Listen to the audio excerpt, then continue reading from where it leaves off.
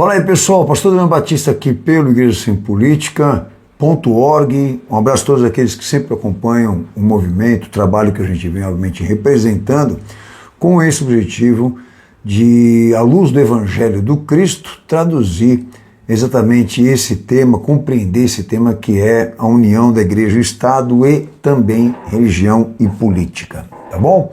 Bom, meu tema com vocês hoje aqui, para aqueles que nos acompanham, sabem que a gente tem essa preocupação de olhar, voltar certa atenção para esse cenário, obviamente, de conflitos de interesse que envolve, né, a união da Igreja e Estado. Bom, então meu tema com vocês hoje aqui está dentro do que a gente vem, obviamente, trabalhando, hoje mais voltado para aquilo que está acontecendo nos Estados Unidos. Meu tema hoje aqui é a posse do Donald Trump e minha proposta é julgarmos, né, ali, nesse acontecimento, o fundo histórico disso, que é esse padrão de atuação desse Jesus político, ok? Que nos Estados Unidos o entendimento realmente é esse, é igual o que acontece aqui no nosso país. Bom, então existe um padrão de atuação política e religiosa por trás desse Jesus político, que é visto lá também em Donald Trump. Eu vou trabalhar isso com vocês, ok?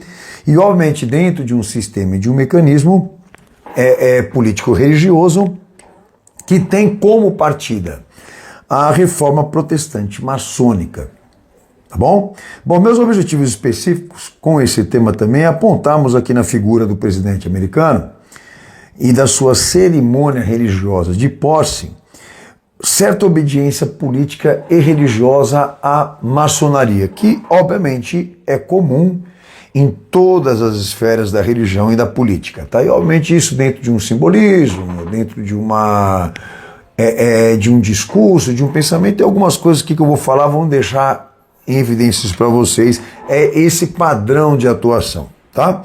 Tendo em vista que a maçonaria atua dentro dessas duas esferas porque ela controla essas esferas, política e religião, tá? Bom, lembrando vocês que o movimento Igreja Sem Política existe para representar e honrar esses três aspectos da hermenêutica das Sagradas Escrituras. Primeiro, a identificação disso, a identidade dessa autoridade teológica sobre o tema Igreja e Estado, tá bom? O entendimento é que quem tem a autoridade para dar o veredito da fé do que é certo ou errado é o Messias. Isso é uma prerrogativa messiânica. Cabe ao Cristo, cabe a ele dizer à igreja qual o caminho da obediência, a palavra certa e final da fé, tá bom? Segundo ponto, a unidade instrumental do dever cristão ou do que é ser igreja, e essa chave de pré-ordenação está em Cristo, não está na igreja nem nas tradições, não está no cristianismo, nem no homem. Essa chave de ordenação ou pré-ordenação sai diretamente do Cristo e da sua atividade messiânica, que obviamente está em nível elevado acima da razão e da opinião humana, ok? Então a unidade instrumental está nele, não na igreja. E o terceiro aspecto, esse modelo de governo eclesiástico, que a gente também vem trabalhando aqui com vocês, que surge ali dos primeiros homens que Jesus ele escolheu e consagrou, a primeira igreja dos Atos, né? E que ali dentro desse início, né, de experiência do que seria igreja para Cristo, esses homens construíram a perspectiva desse padrão para as demais seguirem, desse padrão ministerial, que o entendimento é que aquela igreja de Atos é sim um modelo de padrão histórico e ininterrupto para as demais igrejas. O que foi visto lá precisa ser visto em nós hoje, e é necessário que isso seja resgatado por aqueles que estão hoje aqui. Por quê? Porque o entendimento que a nossa igreja, a nossa comunidade, aquilo que estamos fazendo dentro dela, precisa estar dentro daquela igreja, porque ela ainda existe como padrão ministerial, por isso é ininterrupto, tá bom? Ela não fechou, ela continua existindo como padrão. Bem, aí eu venho colocando aqui em todos os meus vídeos essa observação, que levando em conta aí entra a nossa argumentação teológica para o assunto Igreja e Estado, tá? Nessa perspectiva escriturária, canônica e bíblica, com esses três elementos hermenêuticos que eu citei aqui, não entra o sistema político-religioso Não entra pastor político, não entra ministério político, no que foi visto em Cristo. E na primeira igreja não entra em hipótese nenhuma política ali. Ok? Bem, então qual a definição que o Senhor deu a nós? Que a partir do momento em que houver uma quebra dessas unidades da sua autorrevelação, que são atributos, né? O sistema que ele introduziu, a palavra que ele discursou, os elementos teológicos e também doutrinários que ele implicou obediência por nossa parte, a partir do momento que quebrar esses atributos de autorrevelação vistos nele na primeira igreja, principalmente nele, por causa de interferências filosóficas, compromete o fator final da graça e da salvação de todos nós, ok? Não pode haver interferência da razão no que diz respeito à autoridade dele e o que ele definiu para nós. Alargou o caminho, alargou a porta, ninguém se salva, não foi isso que ele falou? O caminho é estreito e a porta é estreita, que quer dizer o quê? Tem que ser como ele quer, não como o homem quer. Então eu espero que dentro do que eu falei, muitos vídeos eu já expliquei até melhor isso. Você vai entrar no nosso site lá, igrejasempolitica.org, você vai ver vídeos ali só falando exatamente dessa argumentação e dessa hermenêutica, e eu convido vocês a se aprofundarem sobre o assunto, ok? Mas a princípio, na atividade e esfera messiânica dele, não é visto o sistema político-religioso ali, nem o pastor político, nem o ministério político. E ele não orienta a primeira igreja a seguir também. Bom, daí quando a gente entra no sistema político-religioso, que a gente entra no sentido de estudar, né, esse sistema político-religioso, qual o critério? A identificação da autoria, da origem e da resolução. Ok? Então vamos procurar saber quem criou esse mecanismo. Aí o entendimento histórico é que esse mecanismo foi criado para ser um instrumento de emancipação para um único poder, que é feito de uma dinastia imperialista acasalada, feita de oligarcas, mais sinarquia, mais cartéis. Esse sistema foi criado para ser um mecanismo de controle para essas finalidades.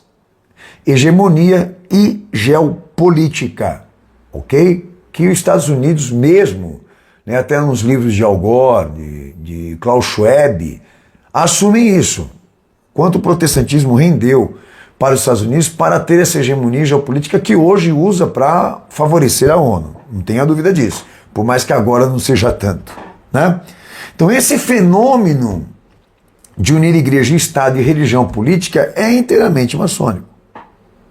Então eu ali no Verdade em 10 Minutos no YouTube, segue algumas explicações minhas a respeito desse tema escatologia, que eu convido vocês até mesmo a entrar lá, e tem vídeos muito importantes ali que eu trato para explicar melhor essa questão do sistema político-religioso na história, né? As fases revolucionárias e aquela coisa toda lá, ok? Então, voltando aqui para o tema do movimento, esse fenômeno, essa força, esse apelo, essa dedicação de unir igreja e Estado é um modo operacional maçônico. Fato, eu provo qualquer hora que você quiser, tá bom? Que obviamente eu vou tratando aqui, nós vamos colocar depois aí as indicações autobiográficas para você poder também se aprofundar um pouco aqui, mas não vai ser só nesse vídeo, em muitos vídeos que eu venho gravando que vocês vão ter um aprofundamento melhor dessa realidade. Então essa plataforma, esse mecanismo que foi criado para emancipar essa ordem mundial, essa dinastia, ou esse poder único, ele trabalha de maneira ambígua, cínica e artística. Por isso direita, esquerda, ideologias, por isso catolicismo, protestantismo, islamismo, essas repartições, essas divisões, elas são cínicas, elas são artísticas. Por quê? Porque ao mesmo tempo que elas são rivais, todas elas condicionam a humanidade para uma nova ordem mundial, ok? E obviamente isso precisa ser compreendido para ser visto. Não é agora que, ouvindo isso de mim, você vai entender como é que funciona essa ambiguidade, Um exemplo na política rápido aqui. A esquerda e a direita se rivalizam, a ideologia é diferente, eles brigam entre si, xingam, falam um monte de acusações uma contra a outra. Mas detalhe, a esquerda e a direita está no colo da ONU. Que nem agora os Estados Unidos, né? De tirar contribuições da ONU e tentar exatamente tirar também contribuições desses setores globalistas. Isso é puro cinismo, isso aí é a arte da política. A arte da política é mentir, é enganar, senhores. Por quê? Porque tudo foi construído e erguido e financiado por eles. Então, lá na frente, escuta o que eu estou dizendo para vocês, o que vai prevalecer é uma ordem mundial, fato, entendeu? Talvez até troque de gerência a ONU, mas é isso. Então, como que os Estados Unidos agora vai querer cortar contribuição para essa plataforma mundial, se os Estados Unidos é o país que mais usou a ONU para fazer avançar os seus interesses? Então, quer dizer, é ridículo, é banal. Mas tem muita gente que cai, obviamente, nessa conversa toda aí. Bem, terceiro aspecto do que eu falei aqui. Existe uma panorâmica histórica de atuação desse poder e de suas ações revolucionárias. E eu vou usar aqui como referência uma fase, que é a terceira fase especulativa, ok? Tá? Essa terceira fase especulativa, para esse poder, marca o início da história da institucionalização da maçonaria. A maçonaria deixaria de ser feita de arquitetos, né? Aquela coisa toda voltada para os pedreiros, como segundo eles falam lá, e aí a maçonaria se pontificaria exatamente a dar aos maçons permissão de serem conhecidos pela sociedade, mas isso dentro de um formato institucional, ok? Então, a partir dessa terceira fase especulativa, a maçonaria passaria a ter formato institucional, regulamentos e, sobretudo, definido o direito e o dever do maçom. Essa emancipação institucional teria como chave de ativação, estratégia, a reforma protestante na Europa. Eu me refiro à inglesa e à francesa, inclusive. Ok? Então essa emancipação institucional para a maçonaria viria por intermédio desse slogan, a nova igreja. Tá? Essa fase define para a maçonaria uma oportunidade de dar manifesto pela sua institucionalização. E o que na verdade seria para ela? Um marco na história para o controle educacional, o confisco da educação formal. Então eles passariam a abrir escolas, templos, universidades, editoras para cumprir a missão de introduzir os valores e princípios maçônicos e filosóficos. Exemplo, na Reforma Protestante, a leitura reverente. Pô, pastor, mas os caras iam favorecer a leitura da Bíblia, aí é que está o jogo. Por intermédio de um benefício, você não tem dimensão de quanta coisa ele não arrancou da humanidade. Essa ordem não teve coragem de arrancar da humanidade. Tá? É que tá. Uma mão dá, a outra tira. É mais ou menos o esquema aqui. Tá? Mas essa educação formal controlada pela maçonaria, o esquema dela seria representado exatamente pelo quê? Por esses formatos arquitetônicos e institucionais. Então seria a criação e manutenção da educação. Isso até o dia de hoje. Então lá atrás, pela Reforma Protestante, em nome de uma nova igreja, eles criaram uma rede de contra-insurgência com estratégias políticas e religiosas para confiscar qualquer iniciativa ou representação que não tivesse lealdade à ordem. E à ordem mundial e, obviamente, à ordem desse poder único. Ok? Então eles, com estas ações e iniciativas revolucionárias, criaram uma base estratégica de intelectuais que na história ela se define por maçônica protestante anticlerical. Foi essa base que deu início à Reforma Protestante, pelo fim da monarquia papal, da era papal, e com essas seguintes determinações. a valorização do pensamento iluminista, a influência iluminista, a criação de uma genealogia protestante maçônica, aí vem o formato da família acasalada, que já vou aproveitar para falar isso agora aqui, que a família Rockefeller, quando foi levar o protestantismo para os Estados Unidos, se prontificou em doar seus filhos, isso está comprovado, tá? Doar os seus filhos para terem relações ou fazer acasalamento com alemães que tinham linhagem com Lutero, tá? Então foi uma coisa muito macabra, muito satânica, muito bem organizada para esses caras criarem essa tal genealogia protestante maçônica que está muito emoldurado em todo o trabalho que esses caras fizeram em nome do protestantismo, tá? Acrescentado isso também, dar aspectos à igreja de governo político, ao mesmo tempo também de profissão eclesial, e aí viria pela Reforma Protestante a criação da Carta Magna, a formação da Constituição das Repúblicas, a consolidação das repúblicas, que tudo isso é um advento maçônico no mundo. É uma operação revolucionária que atingiu o mundo e praticamente canalizou poder para esses caras, ok? Bom, a princípio Lutero inicia os manifestos contra o poder político do alto clero, e tudo isso, obviamente, debaixo do cinismo, porque a maçonaria até então era o catolicismo, era o Vaticano, era o alto clero, né? Mas eles trocam de gerência pelo protestantismo, mas o poder é o mesmo, tá? O poder está separado das estruturas, ok?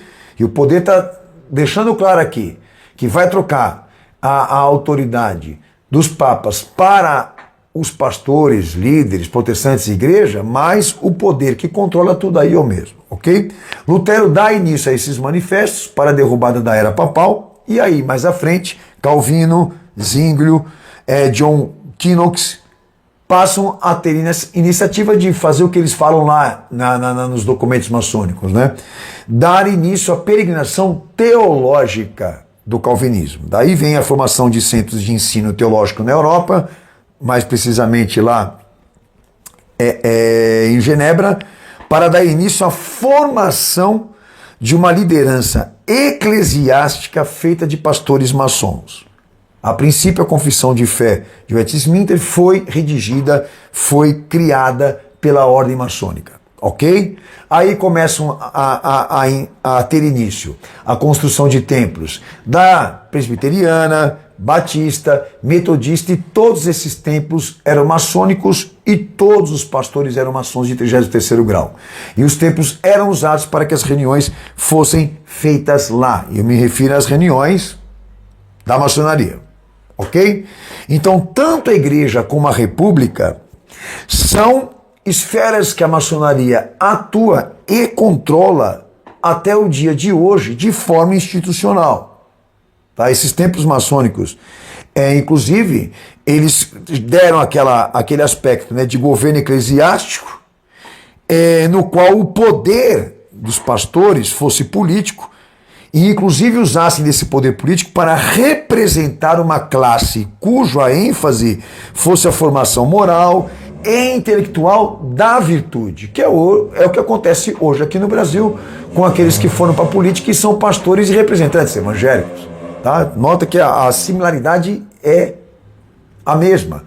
Dar poder político para a igreja, para que ela esteja dentro do Estado, para usar essas pessoas eleitas pela igreja, para serem um contraste perante aqueles que são mais corruptos, né? De que eles têm a moral, de que eles são sagrados, de que eles são santos, etc. Como agora o Trump como agora o Bolsonaro também como demais também pastores políticos evangélicos são. O argumento deles é esse, mas na verdade não é o que acontece. Ok? Bem, qual era a ênfase aí dessa aristocracia cristã, né? A ênfase seria o quê? Que nos apelos e nos discursos eles enfatizassem essa necessidade política de transferir a Bíblia para a Constituição, do cristão estar na política como um mecanismo regulador de vida pública, de novas leis, e a isca seria essa: o bem precisa vencer o mal.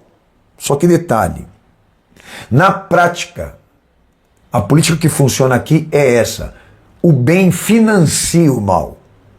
E o mal fornece para o bem materialidade suficiente para discursar a moralidade e a ética. Então, um esquema de ambiguidade que no modo operacional isso é muito claro, isso acontece demais, ok? Então esse modo operacional de dar à igreja um formato, né, de poder político e gerar uma rede de intelectuais feita de protestantes, maçons, uma rede corporativa, né, vamos dizer assim, institucional, cujo, né, anexos de personalidades religiosas protestantes tenha poder político para interferir ao mesmo tempo na igreja e no Estado, para articular exatamente o quê? A aplicação dessas teologias, dessas orientações, dessas influências com princípios maçônicos. Exemplo, humanismo político, diálogo interreligioso cultural, educação social e tornar a igreja exatamente a igreja do povo, a igreja do Estado, a igreja para trazer, a igreja que traz a redenção para um mundo melhor. Aquela coisa toda que acontece em todas, é um padrão. Então, o que eu tratei até agora precisa ser trabalhado por vocês. E isso precisa ser visto e compreendido. Pô, pastor, mas então não sobe igreja nenhuma? Institucionalmente falando, não. É uma rede que ela foi criando dissidências e dissidentes. É uma rede. Entendeu? Por exemplo, a Assembleia de Deus gerou as assembleias. E aí eles vão disseminando, é uma coisa colossal, essa rede corporativa que esses caras criaram desde a reforma. Não tem como eu tratar tudo com você aqui. Mas eu coloquei aqui para vocês, olha, batista, presbiteriana, metodista e dispensacionalistas que vieram desse esquema da maçonaria e que estão no Pacto de Lausanne 74, eles estão em tudo que corresponde à criação exatamente dessa quarta revolução industrial, da ONU assumir o poder mundial. Eles sempre estão atuando ali com os mesmos elementos teológicos, com as mesmas iniciativas políticas, com o mesmo discurso. Então é necessário, importante vocês amadurecerem essa realidade. E eu vou usar aqui a posse do Trump, agora, recentemente, para trazer aqui para vocês essa atenção, que na posse dele e na campanha política dele, existe elementos de atuação ali que marcam, né, essa obediência política e religiosa com o protestantismo maçônico, que os Estados Unidos sempre usou, ok? Exemplo, a cerimônia religiosa de Trump é marcada com aspectos maçônicos, porque ele teve o capricho, né, ou exerceu essa vontade de fazer a cerimônia religiosa dentro da igreja anglicana de St. John, uma igreja conhecida, por quê? Porque ela foi fundada pela maçonaria inglesa, ok? E segundo o livro de Richard Gimet, está ligada diretamente com a história da genealogia protestante que eu falei aqui. É uma igreja referencial para os maçons. E ele fez questão de fazer sua cerimônia religiosa lá. Ok? Nesta cerimônia, ele cumpriu um rito. E esse rito também traz aspectos maçônicos. O rito conhecido por pedra fundamental. É uma cerimônia simbólica, para não dizer missa negra, usada para marcar o início, isso para os maçons, usada para marcar o início da construção de edifícios importantes para a maçonaria, que a igreja anglicana é. Ok? O que é a tal cerimônia da pedra fundamental que Trump também obedeceu? Ela é um registro da jurisprudência da maçonaria no que diz respeito à urbanização e formação de civilização. É um marco de jurisdição. Tanto que nas cidades onde você vai tem o símbolo da maçonaria. Porque o entendimento deles é que tudo foi construído por eles. E nós estamos amassando barro para eles, para você poder ter uma noção, tá? Da complexidade. Então esse cara cumpre uma cerimônia religiosa num templo importante para a maçonaria, obedece o rito de obediência religiosa e política para a maçonaria, que inclusive George Washington, primeiro presidente dos Estados Unidos, cumpriu isso em 18 de setembro de 1973 e lançou também a pedra fundamental no Capitólio dos Estados Unidos. Lembra? Que está regrado lá de simbologias importantes da maçonaria, que inclusive esse rito da pedra fundamental, as igrejas evangélicas protestantes até o dia de hoje também obedecem, como também aquelas que são católicas. Ok? Bem, Membros da maçonaria de 1815, segundo o registro do jornal Intelligence, a grande loja da Colômbia, em outras também, em Washington, usaram do mesmo rito para consagrar essa igreja anglicana de St. John que Trump, ele impulsou ali dentro de uma cerimônia religiosa. E na cerimônia de 1815, registrado pelo jornal, estavam lá presentes lá o reverendo James Lowry, da Presbiteriana, o MC Cook, da Anglicana, e entre outras personalidades protestantes, no evento da consagração da igreja anglicana da qual Trump estava. Então é um templo muito importante, referencial da maçonaria, como todos os templos anglicanos, tá? E Trump estava lá. Então tudo isso daqui é uma organização, é um planejamento padrão. Ele, como todos os presidentes dos Estados Unidos fizeram, Trump também fez. Exemplo, George Washington iniciou a tradição de fazer um juramento sobre a Bíblia maçônica que serviu de padrão para todos os demais presidentes, assim como também a cerimônia e o rito. A Bíblia fazia parte também dessa obediência religiosa e política que Trump esteve lá e obedeceu. A Bíblia é a Bíblia, pastor? Não, a Bíblia da maçonaria. O que está lá dentro escrito, que esses caras colocaram lá, nem me pergunta. O fato é que ele colocou a mão e obedeceu. Ele está cumprindo ali essa obediência que eu estou mencionando aqui.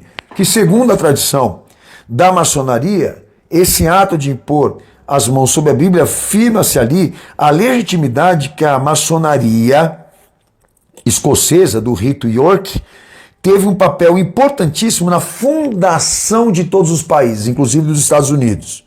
Elaborando Carta Magna, Constituição também dos países, como também americana, e definem lá nos Estados Unidos que o pai fundador desta nação foi George Washington, um dos primeiros que, além de jurar sobre a Bíblia, cumprir rito, cumprir cerimônia, ele também discursou, um dos primeiros a discursar tolerância religiosa, liberdade de culto, separação do Estado e da igreja, que eles estão querendo dizer é que o Estado não pode ser mais igreja, separa, mas aí o protestantismo falou, mas a igreja pode ir para o Estado? E o esquema continua a mesma coisa. Então nota que o modo operacional ali nos Estados Unidos segue para as demais nações, é tudo igual.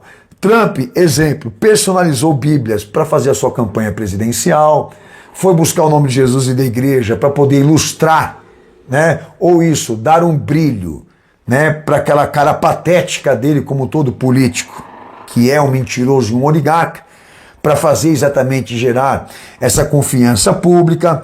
Trump também definiu que a tentativa de assassinato dele tinha sido um livramento de Deus para que ele vivesse, para honrar a América, e uma América grande novamente, o que Bolsonaro também, não sei se isso é uma coincidência, também foi vítima, reviveu, e hoje ele usa também isso como estratégia para querer dizer que ele é um cara odiado e perseguido porque é do bem. Então eu não sei se isso é combinado, se isso foi do acaso, uma política é assim, ele vai pegando tudo que ele tem em mãos para usar como elemento de favorecimento político, ok?